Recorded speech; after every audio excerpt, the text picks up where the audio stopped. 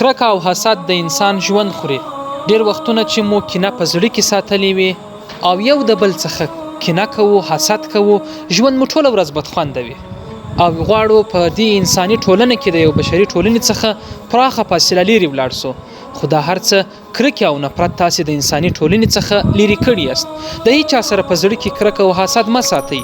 تل هڅه وکړئ چې یو بل وبخښئ او که چیرې کرکه په خپل ځان کې پرېږدئ، د وخت په تېرېدو سره تاسې تل پر ټولو انسانانو بیا باوره کوي. تاسې د حسد هغې پولې ته رسوي چې په خپل ژوند کې به پر خپلو وړتیاو هم باور ونه لرئ او دا فکر به کوئ چې کاشکې په یو چیرې لیرې دښته کې مې جلا ځان ته ژوند درلودلی وای. نو تاسې یو بل وبخښئ، خدای تعالی به تاسې وبخښي. او که موږ بندګانو ته د دوی تر تېروتنو او تر خپل حق ورتېر نسو، سخته به وي چې خدای تعالی موږ وبخښي. نو که غواړو موږ خدای تعالی وبخښي او عفو راته وکړي، راځئ موږ نور وبخښو.